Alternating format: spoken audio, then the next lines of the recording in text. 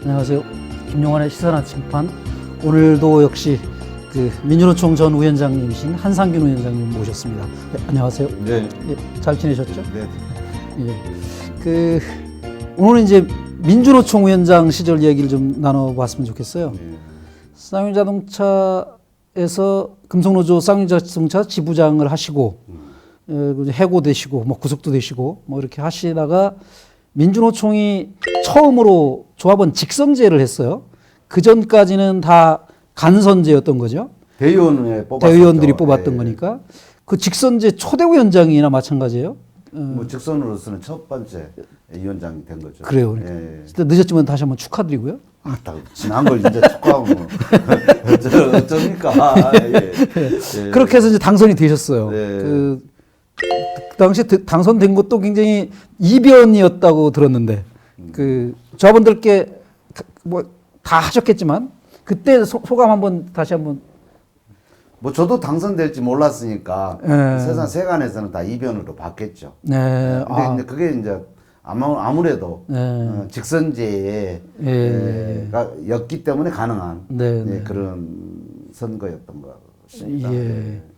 그러니까 중간 간부들 표에서는 어떻게 될지 모르는 거였는데 밑바닥에는 이제 평조합원들이 볼 때 이제 저도 한 표 찍었습니다만 그 평조합원들이 볼 때 아 이분이 좀 좋겠다. 그렇게 해서 이제 평조합원들의 마음을 산 거죠. 결국은 그렇게 해서 당선이 되셨어요. 이게 이제 우리 조합원들은 있잖아요. 민주노총 선거뿐만 아닙니다. 이런 단위 사업장 선거도 마찬가지예요. 이 기회에는 이 시기에는 어떤 위원장을 뽑아야 되는 게 나한테 좋겠냐. 이건 너무 영특합니다. 이거 말랑말랑한 전국이며 평온한 시기에는 좀 보들보들한 위원장을 뽑습니다. 그리고 싸우지 않으면 안 될 때, 이럴 때는 누가 잘 싸울 것인가, 요걸 이제 판단 기준을 삼는데, 뭐 아무래도 이제 그런 기준으로 뭐 저를 좀 선택하지 않았나 이렇게 이제 예측. 결국은 이제 쌈딱으로 본 거예요, 조합원들이. 예. 그렇죠. 지금 보기에는 뭐 그렇게 투사같이 보이진 않죠. 그래요. 보들보들하게 생기셨는데. 보들보들합니다. 그러고 나서 그때가 이제 박근혜 때죠. 박근혜입니다. 네, 박근혜 때. 그 쌍차 지부 때는 이제 이명박 때였고. 박근혜 때 한 1년 정도 위원장으로서 밖에서 좀 민주노총을 이끌고 그 1,000만 노동자들의 대표 그런데 요즘엔 또 2천만이더라고요. 뭐 2천만 노동자. 네, 2천만 노동자라고 하죠. 그런 걸 대표로서 활동을 하시다가 1년 만에 이제 구속도 되셨어요. 그렇습니다. 1년 정도 계시다가 구속되신 거죠. 1년도 못 돼서 구속됐습니다. 네, 그때 구속된 사유가 그 노동자 대회, 민중 대회 이거 박근혜 퇴진하라, 청와대로 진격하라 이런 이 노동자들한테 명령을 내린 죄로 그리고 노동자들이 정당한 집회를 막고 있는 경찰의 물리력에 대항했죠, 사실은. 그것을 노동자만 한 게 아니라 농민, 빈민과 함께 못 살겠다. 이 정권이 지금 가장 힘든 노동자, 농민, 빈민을 탄압하며 이것은 갈아야 되지 않느냐. 이렇게 이제 정권 퇴진 운동을 시작하다 보니까 그냥 탄압의 타켓이 된 거죠. 그때가 보통 11월 달에 전태일 열사 주기가 다가오고 그때를 전후해서 노동자 대회, 전국 노동자 대회를 하고 해마다 민주노총에서는 총파업 결의를 막 하고 하는데 대부분 뻥카들이 많았어요. 죄송합니다. 뻥카가 아니라 뻥파업이라고도 뻥파업. 했죠. 뻥파업. 그 말로는 하여간 총파업이라고 얘기는 했는데 그 참여하는 이제 사업장들이 이렇게 많지 않고 그래서 이제 하여간 민주노총 총파업이 그렇게 힘있게 다가가지 못했고 정부가 뭐 겁을 내지도 않고 뭐 자본도 역시 마찬가지고 그랬는데 그때는 좀 셌죠, 위원장님. 이제 그때 이제 민중 총궐기라 네, 이렇게 네, 했어요. 네. 파업이 아니까. 아, 예, 예. 민중들이 골기. 예, 그래서 예. 민중 총궐기로 했고. 네. 예, 그때 당시 이제 농민이 농민, 예, 예. 예, 물대포에 네, 쓰러지던. 쓰러져서 이제 돌아가시는 예, 예. 정말 슬픈 예. 일도 벌어졌었는데 네. 그만큼 절박했기 때문에 예. 그 물대포를 맞으면서도 차벽을 뜯어내고 예, 예. 우리는 청와대까지 항의하러 가겠다. 네. 이제 이런 투쟁을 했었던 거죠. 예. 근데 실질적으로 그 전까지는 그런 기세가 없었어요. 네, 예, 예. 왜냐하면 너무나 공안 통치가 셌고, 네, 네. 잘못하다 신세 조진다. 네. 이런 말이 네. 늘 돌았던 시절이라 네. 사실 노동자들이 자기를 내놓고 전면에 싸우기가 힘들었죠. 근데 그때 1년 동안 그 투쟁을 준비해 왔죠.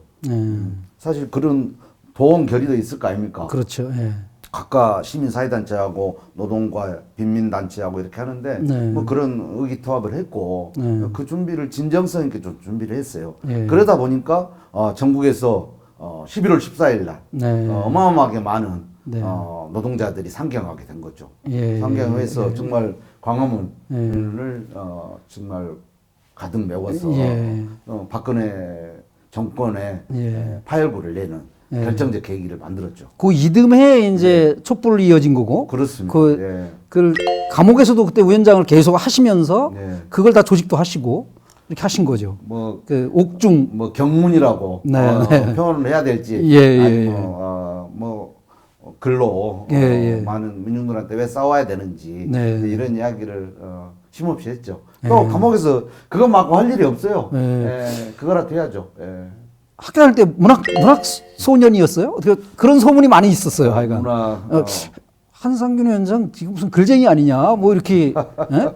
너무 과하게 보신 것 같습니다. 실제로 많았어요. 그 주변에서도. 감옥이 다 최고의 학교입니다. 네. 감옥에 가면 누구나 그 속에서 이 사회를 노동자의 눈으로 볼 수 있는 그런 눈을 만들어주고 예.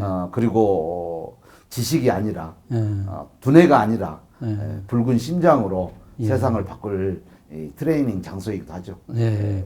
제가 그때 면회 갔을 때 그 좀 오래 계시다가 나오라고 악담을 하고 온 기억이 나는데 그래야 뭐 넬슨 만델라나 김대중 대통령 같은 기억납니다. 예, 그렇게 그분들처럼 이렇게 클려면 좀 더 계시었으면 좋겠다고 그랬는데 하여간 중간에 가석방으로 나오셨어요? 한 6개월 남기고. 6개월 남기고. 그때 총 3년형을 받으신 것 같은데. 3년 반, 2년 반을 살고 나왔어요. 2년 반 사시고 나오셨어요. 그 2년 반 동안 이제 완전히 촛불 혁명이라는 소리 나올 정도로 뭐 이렇게 부족한 부분이 많은 그런 아직 미완의 혁명이죠. 사실 대통령 하나만 청와대 전체 바꾼 것도 청와대는 바뀌었겠네요. 청와대는. 근데 장관들도 바뀌고 근데 관료들이나 뭐 웬만한 데는 다 행정부도 아직 안 바뀐 거죠, 사실. 입법부는 이제 4월 달에 좀 바뀔 것 같고 사법부는 그대로죠? 그대로죠. 예, 그냥 그 적폐 판사들이라고 하는 애들 뭐 그대로죠. 예, 적폐 판사들은 애들이 지금도 재판하고 있고. 그 사이에 굉장히 많이 바뀌었어요. 나와 보시고 나서 제일 많이 바뀌었다고 느낀 게 뭐가 있었어요? 뭐 먼저 감옥에서는 1,700만 촛불을 보면서 야, 설마 근데 제 임기 안에 이런 경이로운 일이 일어날 거다 꿈에도 생각은 못했죠. 근데 뭐 나날이 들어오는 이야 이 어마어마한 일들에 대해서 정말 잠을 안 자도 뭐 졸리지 않고 밥을 안 먹어도 배가 고프지 않아. 그야말로 감옥에 있는 것이 나는 지금 옥살이가 아니구나. 이 어마어마한 역사의 변혁을 내 감옥에서 보고 있는 이 영광 속에 살고 있다. 뭐 이런 막 가슴 벅찬 시간이었어요. 그리고 이제 나왔죠. 나와 보니까 여전히 뭐 기대는 있었고 뭐 특히 비정규직 문제에 대해서 많은 정부가 이벤트를 또 시작하고 해서 또 노동조합으로 가입하는 것이 이 사회에서 가장 중요하다. 뭐 이런 이야기까지는 대단히 좋았어요. 그건 대단히 의미 있는 지도자의 대중적 메시지였어요. 근데 이제 결국 그 다음 후속 조치는 더 없고 양승태 사법거래라든지 적폐청산 이런 부분에 대해서는 뭐 거의 된 게 없는 거죠. 그리고 더 나가서 노동 관련한 개혁 입법들 이런 문제들은 뭐 단 한 가지도 진전하지 못하는 뭐 과거 박근혜 정권이나 이명박 정권에서 하지 못했던 일들을 오히려 지금 촛불 정부에서 개혁을 시도하고 있고 노동자 민주노조를 하고 있는 노동자들이 벼랑 끝에 내몰릴 수밖에 없는 악법들이 버전이 지금 상정되는 이런 지금 웃지 못할 상황들이 계속 벌어지고 있습니다. 그 계약되는 것 몇 개 사례가 좀 기억나는 지금 바로 떠오르실지 모르겠는데 제일 문제는 첫 번째는 최저임금 1만 원은 사실 제가 민주노총 위원장 되자마자 했던 공약입니다. 공약이었고 그 공약이 다음 총선에 진보 보수 할 것 없이 모든 정당들이 이제 공약으로 받았어요. 뭐 감사할 일이었죠. 그리고 여기서 사실 노동조합을 할 수 없는 노동자들한테 보편적으로 삶의 질을 높인 것은 최저임금이 유일했어요. 불평등을 해결할 많은 아이디어는 있지만 가장 적극적인 정책 대안들은 최저임금 1만이었는데 그걸 올려놓고 많은 이제 기득권층들이 저항이 나오니까 그걸 뺏어가 버렸어요. 그 뺏어가는 방법도 한번 구체적으로 얘기해 보세요. 상여금을 받았는데 상여금을 기본급으로 넘긴다든가 식대라든가 교통비 뭐 이런 뭐 복지 부분까지 정말 치사한 거죠. 이런 것을 이제 기본급으로 넘겨버려 가지고 최저임금은 올랐는데 봉급봉투를 받아보니까 오히려 줄어드는 1만 원 시대에 이야기는 하지 말 것을 마음만 좀 들뜨게 해놓고 정말 줬다가 뺏어간 게 얼마나 나쁩니까? 이제 이런 것들이 벌어졌고 그 다음에 이제 노동시간 단축 문제를 사실 52시간 노동도 말이 안 돼요. 우리는 지금 법으로 주시 40시간 아닙니까? 유럽은 지금 30시간을 줄이려고 하고 있어요. 33시간 하는 데도 있고 이미. 이렇게 세상 지금 4차 산업혁명 그리고 일자리 문제를 해결하기 위해서 노동시간을 적극적으로 단축하고 있는데 우리는 지금 현재 말만 52시간이 이제 뭐 66시간, 80시간까지 가능한 이런 것들을 탄력 근무제로 해가지고 다 풀어주고 있는 것들은 대단히 후퇴된 노동법이고 이걸만 그치지 않고 있어요. 시대적으로 되게 지금 구시대적이고 낡은 노동법들이 너무나 많습니다. 그것이 근로기준법도 있고 노조법 2조도 있습니다. ILO 핵심 협약도 있습니다. 근데 이런 문제들은 사실 저희 요구가 아니에요. 대통령의 공약이었습니다. 그래서 특히 이제 ILO 협약 핵심 협약인 87호와 98호의 두 협약은 반드시 좀 비전돼야 되는데 그 내용을 간략하게 좀 소개해 줄 수 있으면 이제 노동자들이 있잖아요. 쉽게 말하면 자기의 정치적, 경제적, 사회적 지위 향상을 목적으로 이렇게 노동조합으로 단결하고 단결해가지고 나의 힘을 발휘할 수 위해서 시위를 하고 요구를 할 수 있는 이런 단결의 자유, 결사의 자유를 보장하라는 것이 ILO가 전 세계의 자본주의 세계를 유지하기 위해서 반드시 필요하다. 이렇게 규정한 것이 핵심 협약이에요. 근데 이것이 자그마치 언제 통과됐냐 아시는가요, 혹시? 정확한 기억이 안 나고. 우리가 3.1혁명을 했던 1919년에 이미 그것이 ILO 협약을 핵심 협약에 비준됐고 전 세계의 자본주의 체제를 유지하고 있는 절대 다수의 나라들은 이미 이렇게 다 협약을 맺었는데 한국은 지금 세계 10대 경제 대국이라고 선진국이라고 말은 하고 있는 건데 기본을 안 하고 있는 나라 이제 이렇게 되고 있어서 대통령도 아마 후보로 나와서 이 문제는 반드시 해결해야겠다 이렇게 알았을 거예요. 근데 그걸 하지 않았던 문제가 있고 또 하나는 더 쉬운 게 있어요. 정교조 법외노조 문제가 법외노조 있어요. 문제. 이걸 이제 박근혜가 정교조는 사실 눈에 가시로 본 거잖아요. 야, 와 세월호 진상 규명, 역사 가서 국정화 문제 이런 뭐 시대적인 반민주적인 정치에 대해서 저항하는 세력이었단 말입니다. 이러다 보니까 이제 정교조를 아주 눈에 가시처럼 느낀 정교조를 힘을 빼기 위한 법외노조를 만들어 버렸어요. 팩스 한 장으로. 근데 이런 정말 기가 막힌 일이 있어서 이 문제는 나는 문재인 대통령이 되자마자 해결할 걸로 알았어요. 네. 왜 안 하는지 지금도 모르겠고 네. 지금도 이제 대법원에서 판결이 남고 있는데 네. 그 문제가 아니라 정말 자기 노동 존중이란 말을 꺼내려면 이런 기본적인 문제부터 해야 된다. 민주노총이 귀족 노조들의 그 무슨 정규직 대기업들의 노조로서 그 사람들만을 대변한다라는 비난이 좀 있잖아요. 이거를 민주노총에서는 어떻게 극복하고 실제로 그런 건 아니거든, 솔직히 말하면. 비정규직 문제를 민주노총만큼 열심히 떠드는 데가 어디 있어요. 그런데도 그런 비난이 있거든요. 그 위원장님을 지내신 분으로서 그거에 대해서 해명을 하거나 뭐 어떻게 말씀 좀 한번 해보십시오. 지금 되게 만약에 지금 언론들이 늘 떠드는 기종 노조이고 네네. 기득권을 대변하는 민주노총이라고 이야기하면 네. 민주노총이 지금 100만을 넘을 정도로 네. 조직화의 속도가 붙을 수가 없어요. 네. 그리고 그 조직화의 지금 가속도가 붙고 있는 네. 절대 다수는 비정규직 여성 이런 노동자들이 노동조합으로 단결해서 내 권리를 찾아야 되겠다. 근데 그 조직은 민주노총이어야 된다. 이런 선택을 누군가 강요해서 될 문제는 아니잖아요. 그렇죠.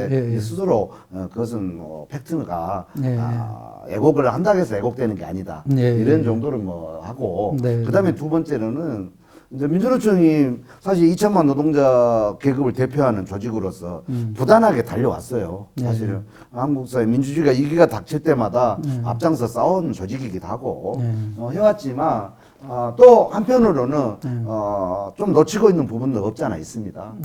그런 부분이 있어서 저는 뭐 반성할 부분들이 있으면 반성을 해야 된다.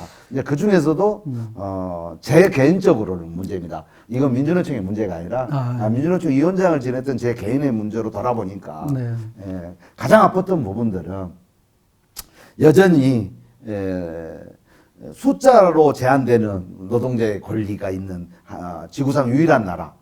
숫자로 제한되는 노동자의 권리. 그게 뭐죠? 구체적으로? 이제 이런 세계에서 이제 다 노동법이 다 있는 건데 5인 미만이라는 숫자를 가지고 그걸 절망의 숫자라고 이제 저는 이야기하고 있습니다만 거기에 해당되는 600만의 노동자 현재 공식 통계적으로 나온 민원만 실질적으로는 관련자가 지금 1000만이 넘는 걸로 이렇게 생각하고 있습니다. 그래서 그들이 갖고 있는 절망이 어느 정도냐 해고를 아무 예고 없이 당해도 그다음에 연차휴가를 주지 않아도 그다음에 8시간 이후에 잔업을 하는 연장 근로수당을 받지 못해도 어디 하소연할 데가 없습니다. 여기 이 방송을 보는 시청자 가족이나 사람 자기 동료들 중에도 이런 5인 미만 사업장에 있는 관계들이 많을 걸로 보여요. 그들이 근데 이런 억울함을 당해도 가장 두려워하는 것들은 해고를 마음대로 시켜도 어떤 하소연할 데가 없다는 거예요. 그러면 해고의 위협이 먼저 달리거든요. 그러다 보니까 이걸 이 불합리한 상황을 억울함을 어디에다 이야기할 수 없는 이 악순환이 되풀이되는 이런 지금 사회의 모습에 굉장히 법과 제도가 그들을 얼마나 차별하고 있느냐. 저는 이제 이것을 한국 사회가 2등 국민을 합법화하는 그나말로 기득권들의 잔치다 이렇게 보고 있는데 이 문제에 대해서 민주노총이 되게 전면에 걸고 싸울 수 있는 시간들을 저는 앞당겼으면 좋겠다 이런 생각입니다. 왜? 그걸 싸우려면 어떻게 해야 되냐? 지금의 현재 그들의 문제를 갖고 민주노총이 파업하면 다 불법입니다. 정치 파업이라고?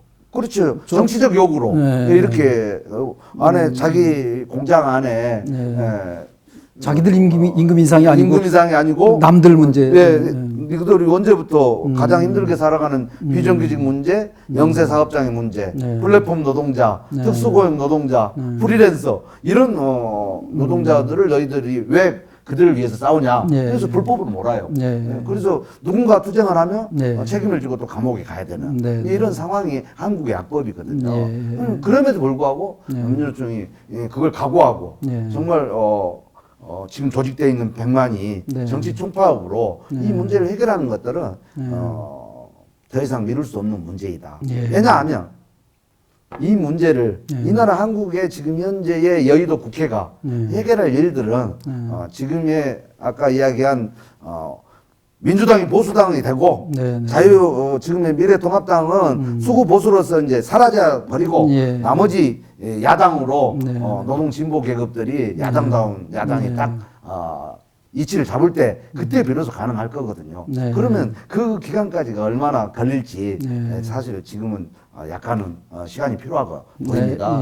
그렇기 때문에 그러면 가장 힘들게 살아가는 노동자의 삶을 우리가 팽개친다라면 안 되기 때문에 정치 총파업이라도 반드시 하지 않으면 안 되는 이런 상황에 놓여 있습니다. 그럼 정당 노동당 곤란한 질문 안 했으면 좋겠어요. 아니 그래요? 노동당 이런 거 다 돌아보고 오셨다 그랬잖아요, 세계 각국에. 근데 노동당을 옛날에 이제 민주노총에서 이제 권영길 위원장 시절에 민주노동당이라는 당을 만들었었죠. 그게 이제 안타깝게도 이제 깨지고 지금 노동자들이 당을 새로 만들어야 된다는 얘기도 있는 것 같고 뭐 아주 얼망졸망한 또 진보 정당들이 좀 있어요. 민주노총 차원에서 지금 뭐 이제 그 준연동형 비례대표제 요걸 하면 민주노총이 지금 몇 퍼센트를 얻을지 모르겠는데 그 표결을 했을 때 투표를 통해서 정당 명부 비례대표제라는 걸 해서 그 받을 3% 넘을 수 있을까? 만약에 3%라도 넘으면 그 정도 국회의원이 민주노총이 직접 만든 당에서 국회의원으로 들어가고, 근데 이게 이제 한번 민주노동당으로 실험을 해봤던 거라 이게 또 깨지지 말라는 법도 없고 그렇기는 한데 어쨌든 민주노총에서 이런 것들을 준비하고 있는지, 아니 이번은 아니더라도 다음번이라도 하고 있는지, 아니면 이런 걸 또 어떤 정당과 뭐 좀 이런 딜을 좀 해서라도 민주노총에서 추천하는 국회의원 비례대표 후보를 들여보내고 하는 이런 것들을 하고 있는 게 있는 건지, 총연맹 차원에서 그게 아직 모르겠으면 위원장님 개인적으로는 어떻게 생각하고 계신지 이런 것들. 뭐 총연맹이 당연히 관련한 고민들을 정치위원회를 중심으로 다양하게 하고 있을 거라고는 생각됩니다. 생각되고 있는데 그걸 지금 당장 금년 4.15 총선에 실질적으로 작동시키기는 현재 상황으로는 쉽지 않다고 보고 있고요. 그러면 이제 앞으로 어떻게 해야 될 거냐가 남거든요. 근데